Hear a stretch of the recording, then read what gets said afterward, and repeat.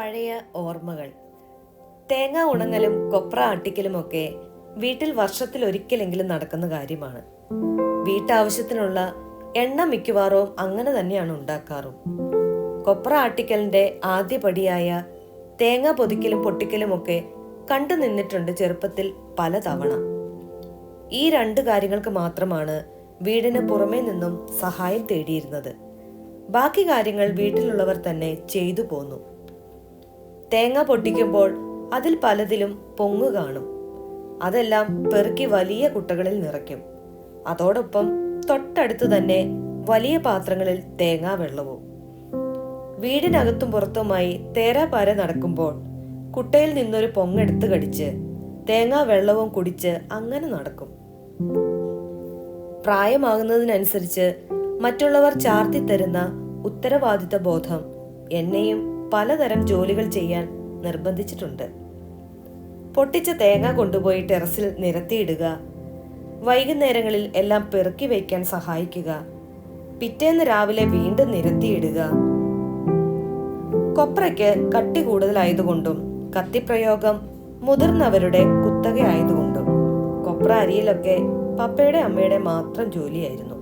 അങ്ങനെ അരിഞ്ഞ ഉണക്കായ കൊപ്ര ആട്ടിക്കുന്നതിന് 1-2 ദിവസം മുമ്പ് എടുത്തു കഴിച്ചാൽ അതിനൊരു പ്രത്യേക സ്വാദാണ്. നല്ല എണ്ണ ചൊവ്വയോട് കൂടിയ തേങ്ങാപ്പൂളുകൾ.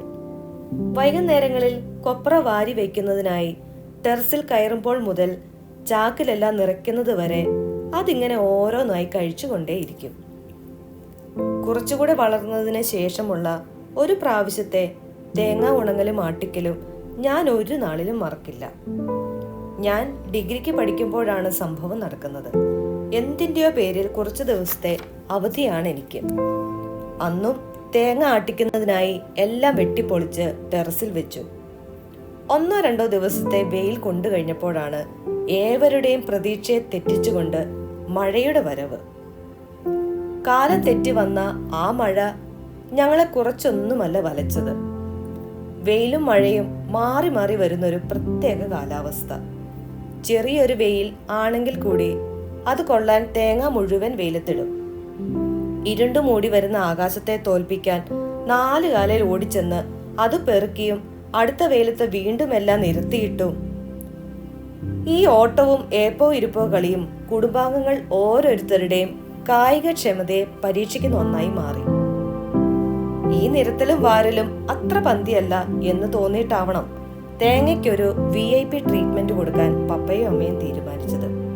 അതിനായി വീടിനകത്തെ ഒരു ബെഡ്റൂമിലെ ബെഡൊക്കെ മാറ്റി കട്ടിലിൽ പായ വിരിച്ച് കൊപ്ര നിരത്തി. അതും പോരാഞ്ഞ് ഫാൻ ഇട്ടുകൊടുത്ത് കൊപ്ര ഉണക്കാനായിരുന്നു അടുത്ത ശ്രമം. അങ്ങനെ ഒരുവിധം കേടാകാത്ത അവസ്ഥയിൽ തേങ്ങയെ എത്തിച്ചു എന്ന് പറയാം. പിന്നീട് എപ്പോഴോ ഒളിഞ്ഞു നോക്കി വന്ന വെയിലിനെ കൈയോടെ പിടിച്ചു നിർത്തി കൊപ്ര മുഴുവൻ വീണ്ടും ടെറസിലെത്തിച്ചു. ഇടയ്ക്ക് 1-2 തവണ മുഖം കറുപ്പിച്ചുവെങ്കിലും തോറ്റു പിന്മാറാത്ത ഞങ്ങൾക്ക് മുമ്പിൽ സൂര്യൻ നിന്ന് കത്തി.